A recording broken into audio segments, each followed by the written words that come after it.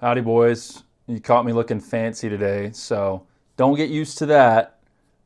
Today, I want to talk to you about something that I was going to talk to some of my boys about in my men's group, but attendance on the call was very low this weekend when I was going to go over it.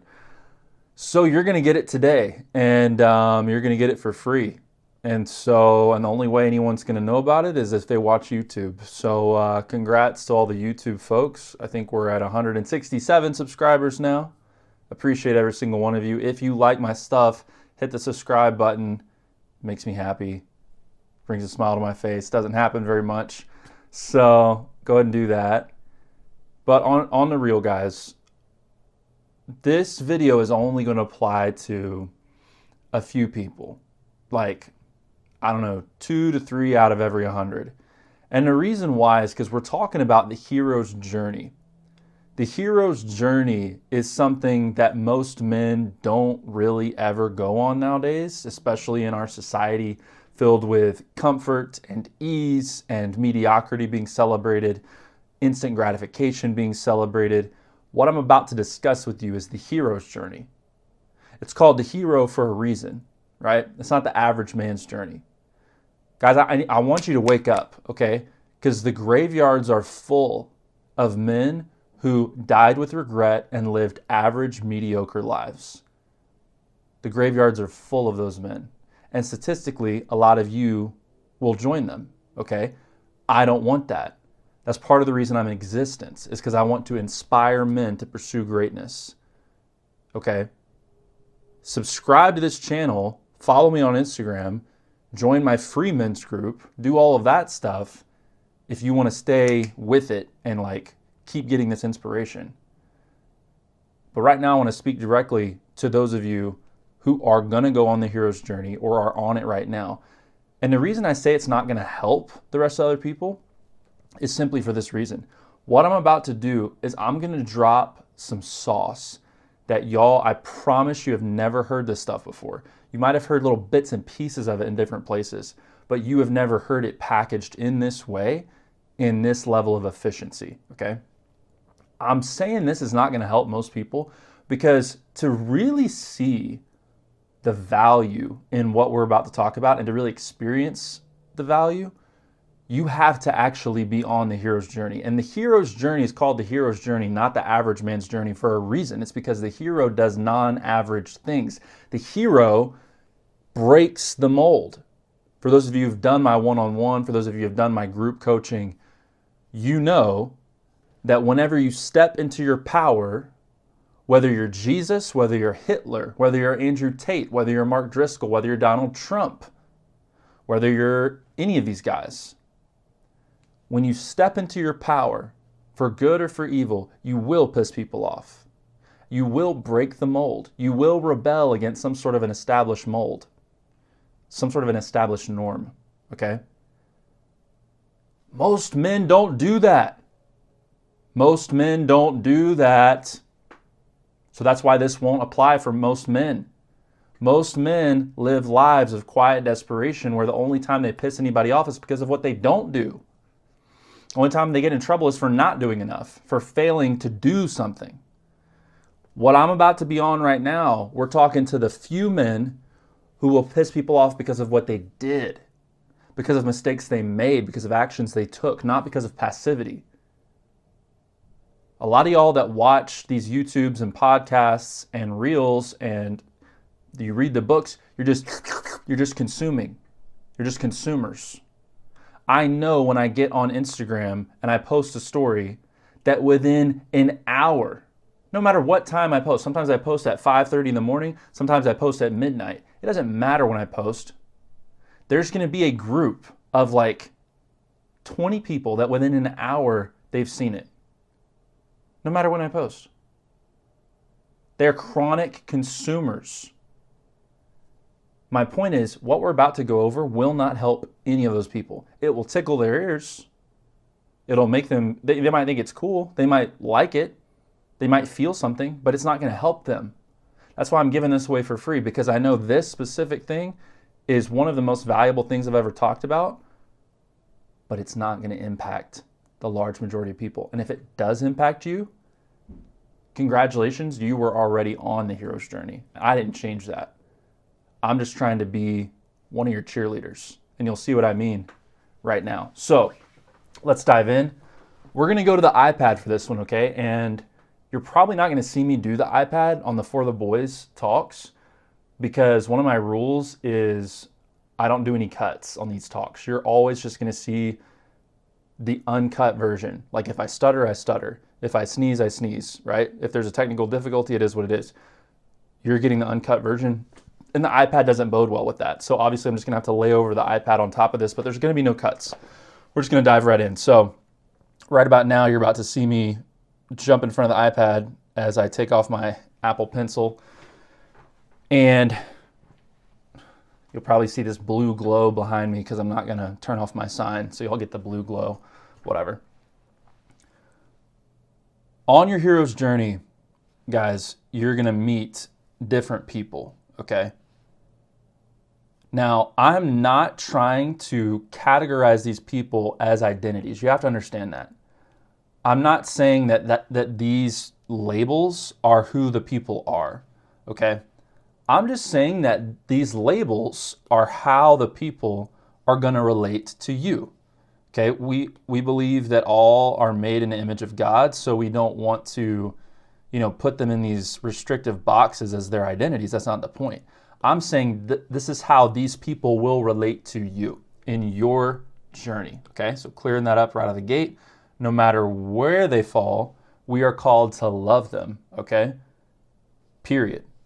This is just about how they're going to relate to you, and it's very helpful to know so you can navigate accordingly. Okay.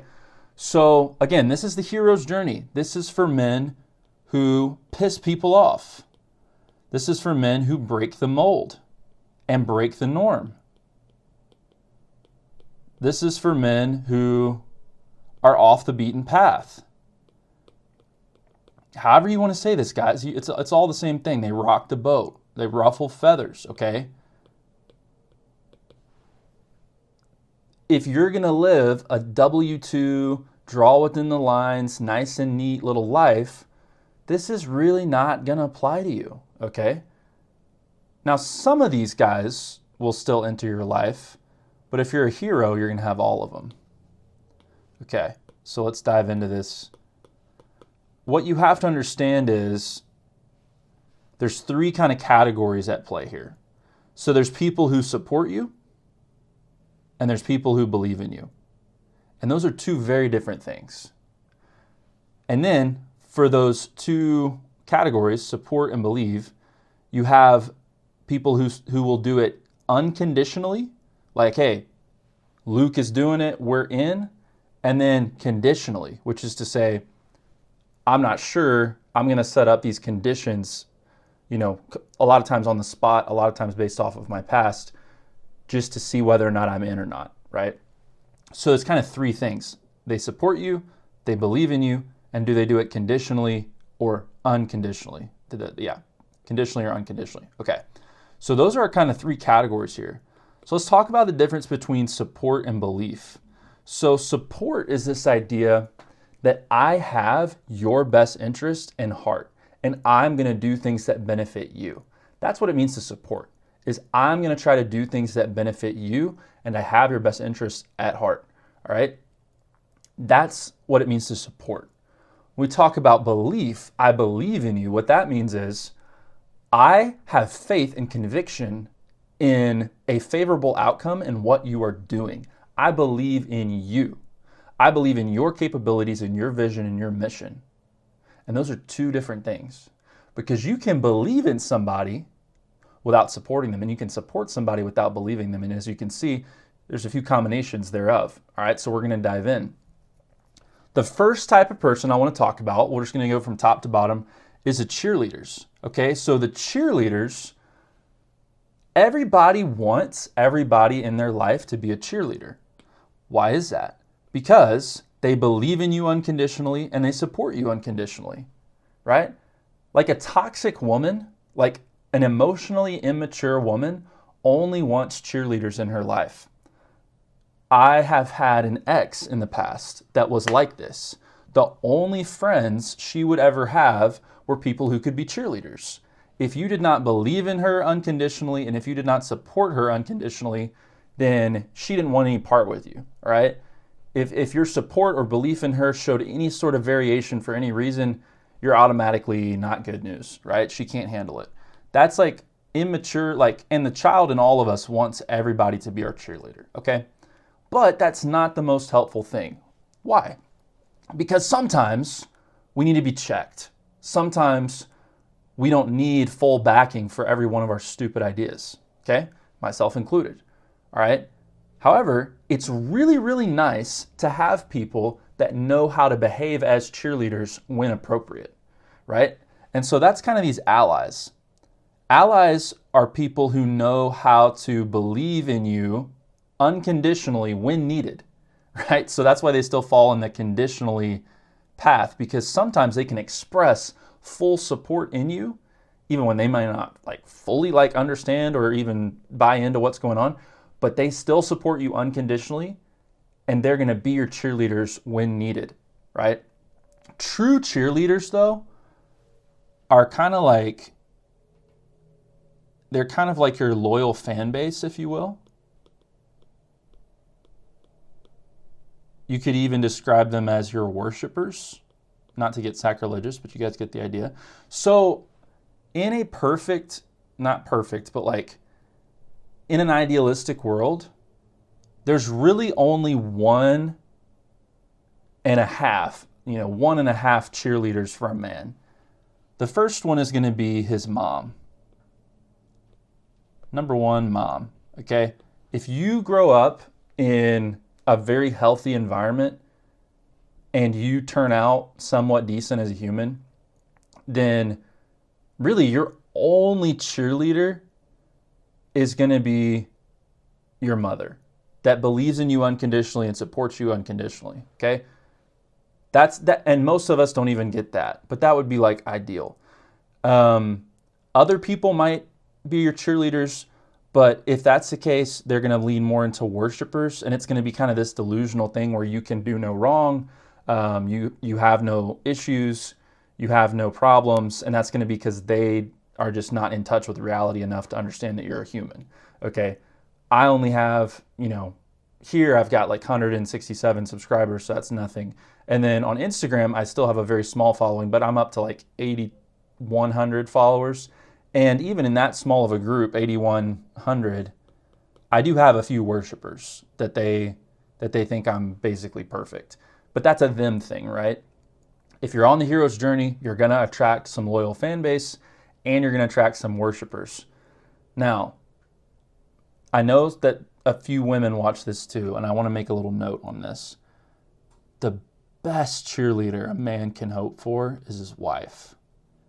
Oh my gosh. Women don't understand how powerful it is to be a cheerleader. You don't always have to, deep down inside, believe in everything a man does, but if you express belief in him on an unconditional basis and be his cheerleader, that is one of the most motivating things on planet Earth for a man, is to have a sweet, supportive woman by his side that expresses belief in what he does. And again, that's what an ally can do, is an ally can kind of flux and be a cheerleader when they need to be. Okay? That's the best type of ally, is somebody who's a little bit flexible. All right, hopefully you guys are tracking. We're going to go ahead and move to allies next. So the allies are people who, they support you unconditionally. They're all about you unconditionally, but they're not going to back every single thing you do or believe in every single thing you do. And this is where our egos start getting tested. Because a lot of posers, a lot of wannabes will make posts about the haters and, nobody believes in me and nobody backs me up and blah, blah, blah. And it's yeah, dude, it's because you're delusional. It's because you don't know what you're doing. It's because you're crazy. Truly, you need help. If you watch, I don't know if any of y'all are young enough for this or old enough for this, but I saw a few episodes of American Idol back when that was kind of a big thing. There were people that got up there and sang in front of Simon Cowell, one of the meanest judge around, right?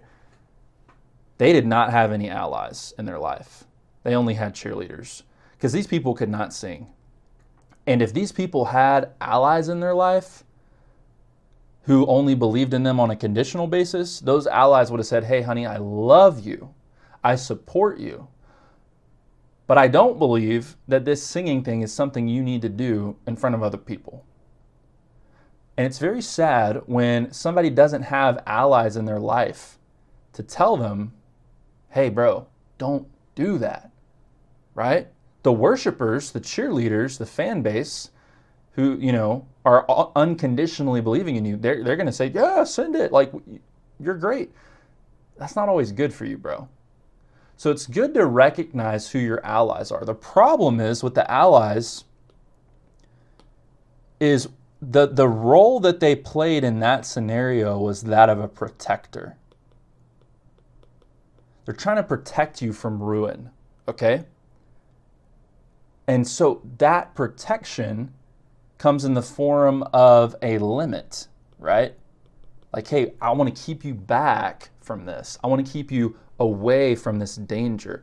The issue with that is the limit in the ally's mind, in the protector's mind, is set by their own mind. So catch that. Sometimes your allies, when they're trying to protect you, they will limit you, okay? And that can be a bad thing, right? The problem, what I see a lot with, especially with younger guys that make it big in like internet money, like e-com or coaching or fitness or whatever these things are, they will go through this hero's journey, and what they'll end up doing is they'll burn their allies. They'll burn their old allies. A lot of times people that fall into this category are your friends and family.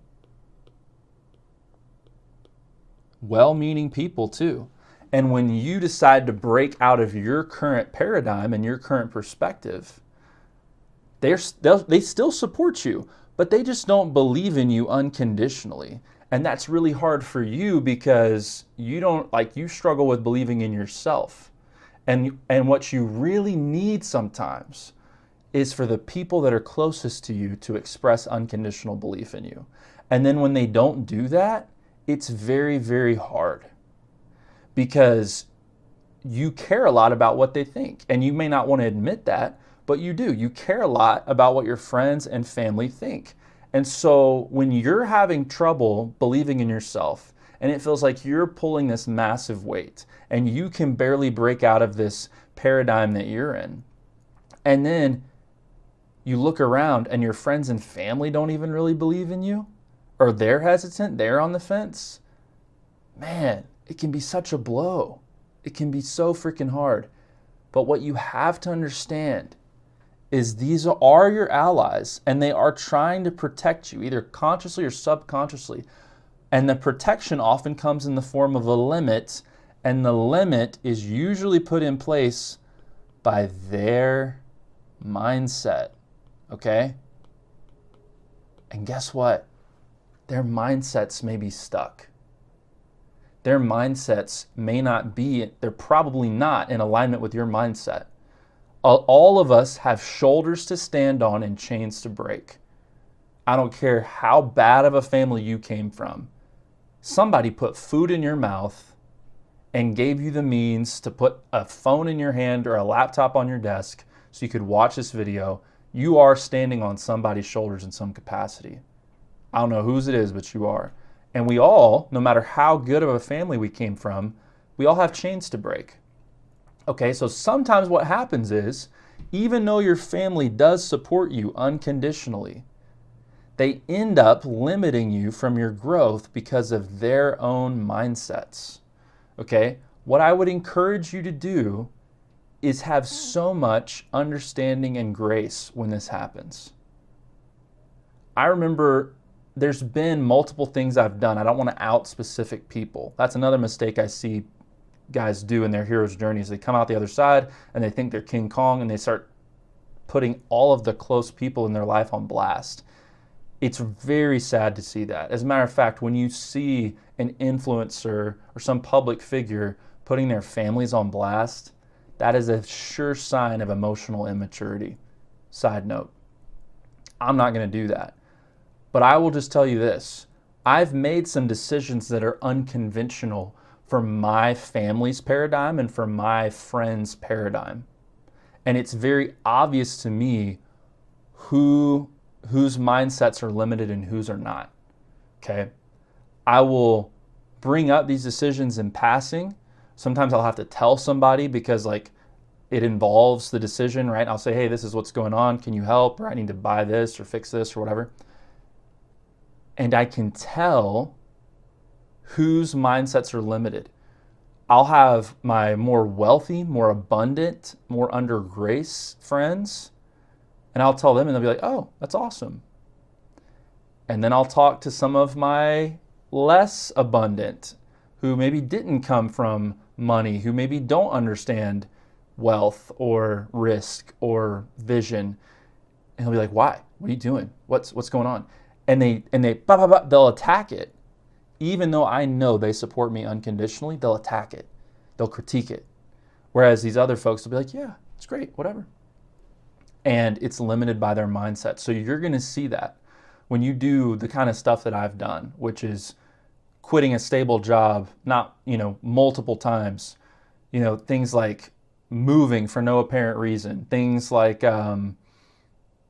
buying my ex out of our house whenever she divorced and moved away, and I emptied my bank account to buy her out of it. Like all these kinds of things that I've done, people are trying to protect me from danger, but they're limited by their own mindset. And so I'm camping out on the allies because I want you to understand that it's going to be very hard for you to keep your allies during this process. But don't burn those bridges. Don't burn those bridges, man. Because why are you becoming a hero unless you can take people with you? Why? Because here's the thing, guys. All of these things can shift. Like I'm about to scribble the heck out of this. You can have somebody in your life. We'll give an example. I mentioned moms earlier, so I'll stick with that. Your mom can be your cheerleader from ages 0 to 18. Okay. But then maybe once you get out of the house, she becomes more of an ally to you. And maybe you start doing things that are outside of the family's paradigm. And I don't mean morally, I just mean like lifestyle decisions, educational decisions, financial decisions. And then your mom starts to question you. And you're like, oh, mom, she's, doesn't believe in me anymore. And, she's holding me back. And sometimes you have to isolate your family to put on the grind. And chill out, little bro. Chill out. Your mom is still your ally. She just may be limited by her own mindset. Or she may be right. So that's the other thing people don't tell you. The people who get a bazillion views on Instagram, they were right. And their mom was wrong, okay? And that's why you're seeing them on the algorithm. But there's so many times where mom was right and the hero fails the journey, and you don't hear about that, do you? Because that doesn't go viral. So use your brain. The allies are people you have to keep around, because when they do speak, as hard as it is, you should probably listen. And you should learn, are they being limited by their mindset? Or are they just trying to help me out and maybe I should listen, right? It's tough. Okay, so transactors. These are people who support you conditionally and believe in you conditionally. Okay, so this is what I'm going to call WIFM. It's one of my sales coaches taught me this. It's what's in it for me. WIFM, everybody's favorite radio station. Tune in to WIFM, what's in it for me. So the transactors, they will support you conditionally, meaning as long as you do what they want you to. So as long as you do what they want you to, they'll support you. And then they believe in you conditionally, as long as what you're doing has worked in the past and looks like it will continue to work, then they'll believe in you. Okay. And so they will interact with you on a basis of what's in it for them. Okay. There's a lot of different categories here. One category that you might have is a boss or an employee, or in my case, a customer or a client. All of my client relationships, or most of my client relationships, sometimes I'll have some cheerleaders that become clients, but most client relationships start out as a transactor sort of basis of what's in it for me. They will support me as long as I do what's good for them, and they will believe in me as long as they think what I do works. There's nothing wrong with that, okay? What you have to watch out for here is manipulators, people who will manipulate you, because this happens a lot, right? Somebody trying to sell you something and they're gassing you up, a boss that manipulates, an employee that manipulates, customers and clients that manipulates.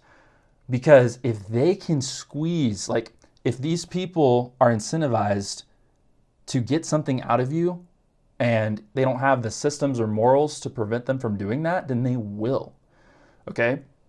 And then they will start withholding their support and belief on conditional bases that they come up with. That's where you get in big trouble. That's what manipulators are, right? Is they're going to give and withhold support and belief in you based on conditions that they make up that may change over time. That's what a manipulator is. So you have to be really careful with that. The way that you prevent manipulators from messing with you is you are going to build a bulletproof identity, which is something I do with my clients, so that you are not dependent as much on anybody's support or belief.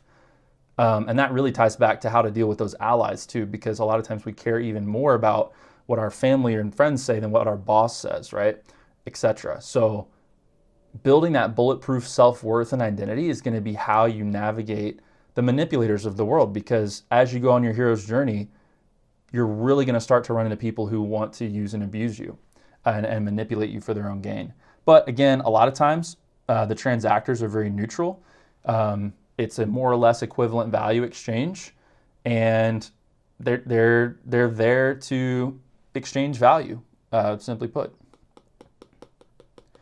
Okay, so moving on to the drainers, okay? These are people who support you conditionally and believe in you unconditionally. So they've got that what's in it for me, but they also kind of worship you at the same time, and they don't think that you can mess up.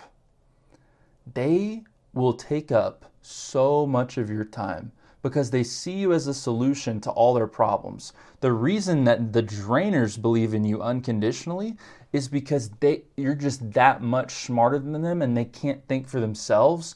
And so they latch on to people like a leech and they just suck the resources right out.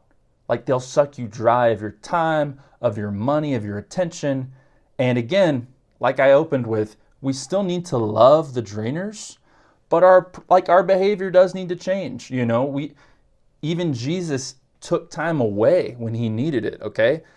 And you need to be able to recognize when someone is supporting you conditionally and they see you as the source to all their problems, okay? That's a drainer. And you need to severely limit your contact with them, even though they're going to be there. Like, that's why boundaries are so important. Boundaries in your life to regulate how people can make use of you and your time is going to keep you from being absolutely sucked dry. Okay, 30 minutes in, here we go. So, the haters. Let's talk about the haters.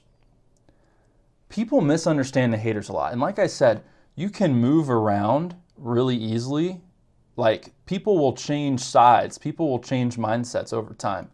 But what people misunderstand about the haters is that they actually believe in you unconditionally. Now, that doesn't mean that they believe in every single thing that you're doing, but they do believe in you unconditionally. If they didn't, they wouldn't care. Again, haters are people who believe in you, but they don't support you at all. That's why we call them haters, because they don't support you at all. But a hater who doesn't even believe in you, doesn't know you exist, doesn't care, right? There's, I'm not going to name any names, but there's people that watch every single one of my stories and every single one of my videos and have expressed animosity toward me, but they're still there. They're still in the stands. They're still hating. It's because they believe in me. And that's why I laugh, is because I don't watch their stuff. I don't care about their stuff, but they care so much about mine. It's because they don't support me at all, but they do believe in me. Something about what I am doing triggers them because it resonates with them to the point where they have to express hate. Whenever you see hate, I want you to understand that you have triggered somebody into coming out against you. And I'm not, and again, some of y'all are going to be like, oh, I know exactly what you mean. Most of y'all don't. Most of y'all are getting that confused with allies who are expressing constructive criticism, maybe not in the best way, maybe not in the best tone, but y'all are getting these people confused. You're like, yeah, I got to block out the haters because nobody believes in me. Pipe down, bro. Y'all get these people confused way too often. Sometimes a hater looks like an ally. There's a proverb about that that's escaping me at the moment, but it's, faithful are the wounds of a friend, but the kisses of an enemy are deceitful. It's backwards. I think it's kisses of an enemy are deceitful, but faithful are the wounds of the friend. It's one or the other. That's the point, guys. Y'all get the faithful wounds of the friend and the kisses of the enemy backwards, okay? Haters do exist, but they should only really fuel you. And understand, if you can convince the hater that you are there to be a rising tide that lifts all the boats, you can actually flip the hater into a cheerleader or into an ally or into a transactor. You can actually flip the hater. You can heal. They can be healed. Honestly, I've had that happen and I've seen it happen. You can change how these people think, or God can change them. They can change. So nobody here is a lost cause. Yeah, and of course sometimes haters are going to be your enemies too. Like they're legit out to get you. But again, why are they out to get you? Because they see you as a combatant. You don't fight someone that's not a threat. If you don't see somebody as a threat at all, there's no fight to be had, right? So the only reason people hate you is because part of them has an unconditional belief in you, right?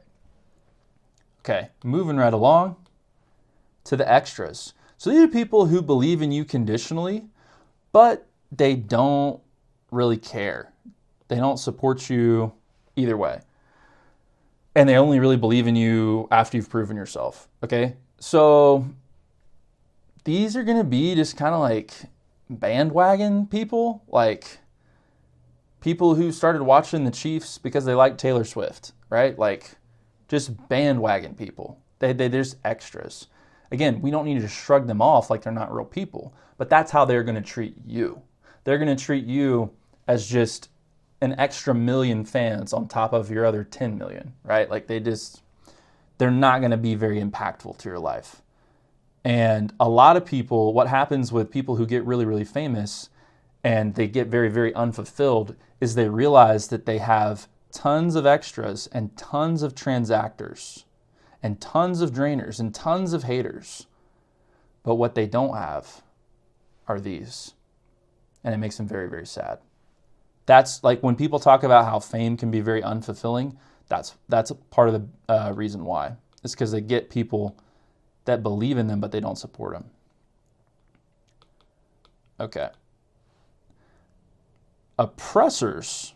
So we're about to this is where it gets really, really hard, because the oppressor, he's kind of like, some of y'all had parents like this. Some of us have had bosses like this. People, they're normally over you in some way, like in status or in some sort of hierarchy. And they really only care about you if you're helping their cause at the moment, and they don't believe in you, which really sucks. You're just a tool to be used. not like an advanced tool, like not like a drill, but like a doorstop. That's kind of how they see you. And the hero doesn't really meet a lot of oppressors toward the end, but a lot of times they have a lot of oppressors at the beginning. And again, for some of us, that was our parents. They only really supported us when we were doing what they wanted, and then they never really believed in us. And man, it's oppressive. And those guys, the oppressors, you do need to block those out. You do need to get away from those people, no matter who they are. That is what we would call toxic. A toxic relationship, anyway. And, sometimes this can be like an entry-level job with a lame boss. And maybe you need to stick it out and get promoted and get noticed by somebody else other than the boss or something just to make it work. But usually you want to be out from under that oppressive relationship ASAP. Okay, so the last one is brutal, okay? Brutal. And this is almost always family of some kind. These are the Dementors, and I just didn't have a better way to say it. But for those of you who don't know, Dementors are these mythical things from Harry Potter. They're these like very scary looking things that fly around, these dark cloaked figures, and they literally suck the soul out of people. They suck the happiness and positive energy out of people. Like that's what they eat. They eat positive and happiness and soul out of somebody. That is what happens when there are people in your life who support you no matter what, but they don't believe in you at all. It just sucks the soul out of you. And again, a lot of y'all are getting the Dementors confused with allies. Because that's sometimes what it feels like. When an ally doesn't believe in you, it just sucks the life out of you. And it's really hard. It's really, really hard. Some of y'all's fathers were this way. Mine was not. I was very blessed not to have a father like this. But some of y'all's fathers, they truly do love you in their own way. But they just don't believe in you, man. They don't believe in you. And maybe that's because their mindset is, pea-sized. And they don't understand how anybody could break out of a paradigm that's higher than their own without breaking the rules or cheating. And maybe that's why. Maybe there was terrible trauma in their life that's holding them back. But for whatever reason, they love you, but they don't believe in you at all. And my gosh, there's nothing more dementing, more tormenting than that. And unfortunately, if you want to rise, most of you are going to have to cut these people out of your life completely. I hate to say it. It's not out of spite to them, but just because you have to be about your business. You have to move on. You have to move up. We see this a lot with religious persecution. Somebody will leave their native faith to convert to Christianity, whether it be in modern times or even in biblical times. And Jesus talked about it. He said, hey, brother will turn against, brother, and father against son. And sometimes somebody will still support you, but they don't believe in you at all. And they don't believe anything you're doing anymore. And of course, sometimes they kick you out as well and persecute you. But in these more mild cases, it's like, hey, I straight up don't believe in you anymore. And it's tough because this is kind of like, again, a lot of times we get these confused. We see this a lot of times when conservative families will have one of their children that joins the alphabet group. I'm censoring myself a little bit here, but a conservative family who has a child who joins the alphabet group, that family doesn't really know what to do. The family definitely still supports their child unconditionally. If they did before, that's not changing. Some of them are bad parents to begin with, but a lot of these parents did support their child unconditionally, but they just no longer believe in them. And so they're playing the role of an ally, but of course that child, who is certainly already mentally tormented, let's say, having some issues there, they're going to see them as the dementors, right? And as the enemies. So I think one of the biggest takeaways here is you don't want to misclassify somebody because you're too insecure. That's what I see guys do a lot. That's what I've been tempted to do a lot, is I've been tempted to misclassify people because I'm insecure and I don't have enough belief in myself. And I want, or God's path for me, right? Or God's provision over me. And I want everybody to be my cheerleader. And then I get really pissy when they're not, right? So that's what I would advise you guys not to do. But realize, is this somebody who doesn't believe in me because they don't like me? Or is it because of their limiting mindset that they, like, that's where they're at? Or is it because that's their mindset and that's where they're at, and maybe that's where I should be at too? Maybe they are protecting me, right? It can all be on the table, sometimes all at the same time. But the haters, the true haters, guys, they're great. When you have haters, that means you're on the journey, okay? We should probably do that. We should probably wrap this up just by saying, like, some good signs that don't always feel good, right? So, again, when you're on the hero's journey, just to wrap up here, you will piss off your allies, okay? You will piss off your allies and you're going to make new allies along the way, but you're going to piss off your old allies.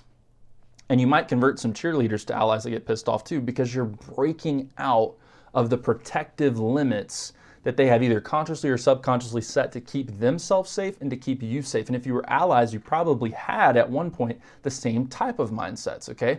So you're going to piss off the allies, but don't burn those bridges. Don't burn those bridges. Sometimes they might burn them, but you better not be the one that burns them, okay? Transactors, everybody has those.